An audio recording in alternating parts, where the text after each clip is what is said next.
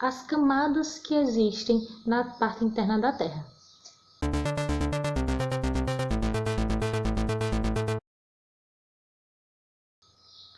Quando eu falo em estrutura interna da Terra, eu estou falando nada mais, nada menos que toda a composição do planeta que é formada para fazer a superfície, para compor a superfície, de tudo abaixo delas se encontra, é formada de várias temperaturas, aspectos, composições químicas.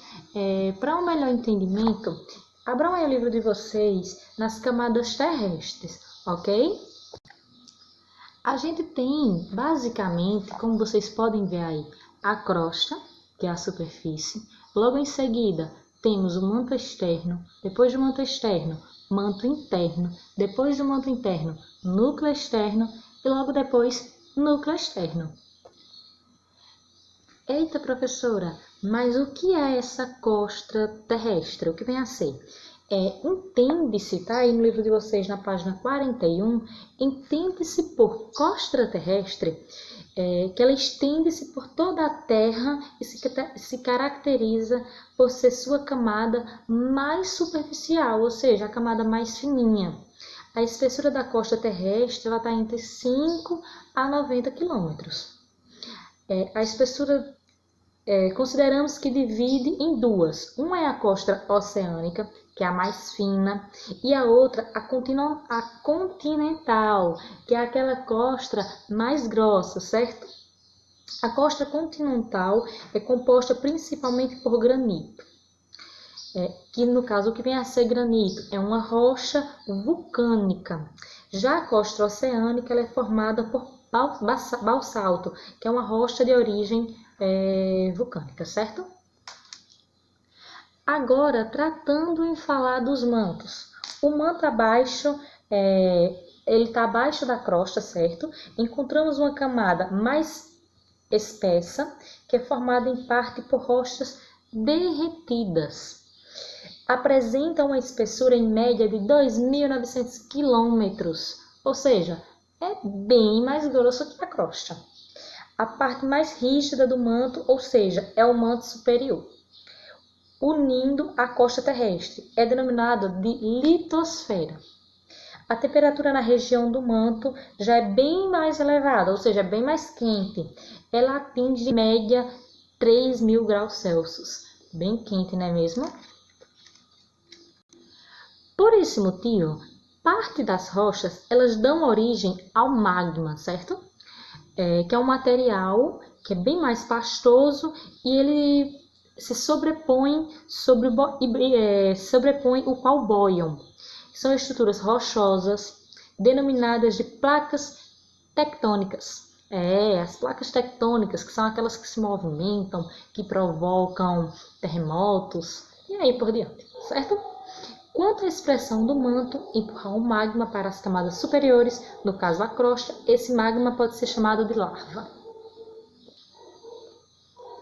Chegando agora ao núcleo, que temos o externo e o interno. O núcleo, por fim, chegamos à região central, é o centro da Terra, com aproximadamente 3.400 quilômetros de espessura. A temperatura pode atingir a 6.000 graus Celsius, bem mais quente ainda do que o manto. Apresenta uma composição química de ferro e de níquel.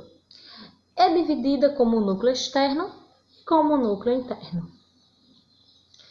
Vamos lá, sobre as composições. No núcleo externo, apresenta uma composição de ferro e níquel derretidos. Já no interno, apresenta uma composição química de ferro e níquel sólidos. Visando aí essas imagens que vocês têm no livro de vocês sobre as camadas da Terra, certo?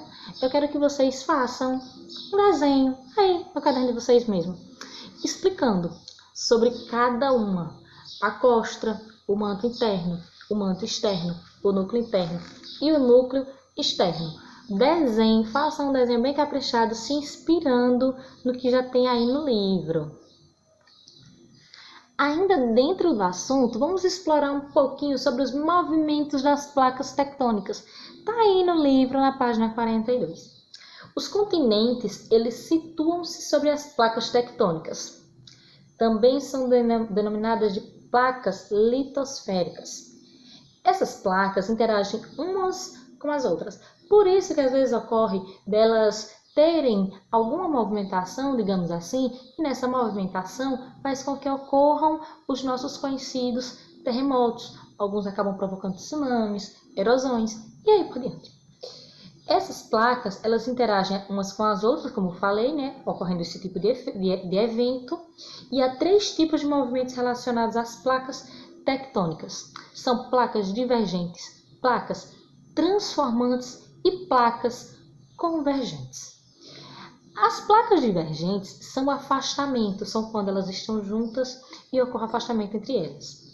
As placas transformantes, elas deslizam-se no lateral, ou seja, ocorre esse efeito de deslize entre uma e outra. Suponham aí que a minha mão são 2 placas, certo, pessoal? E as placas convergentes é a colisão em que as placas se chocam. Uma borda se ergue e a outra afunda. É quando ocorre o efeito e ela faz isso aqui, ó, como se uma placa se chocasse com a outra, a que se choca vai para baixo e a outra ela passa por cima, digamos aí. No livro de vocês a imagem é um pouquinho melhor do que essa minha expressão com as mãos. Está na página 43. Até a próxima aula e lembrem da atividade que eu já falei aí no início, no meinho, na verdade, do nosso vídeo. Tchau, tchau!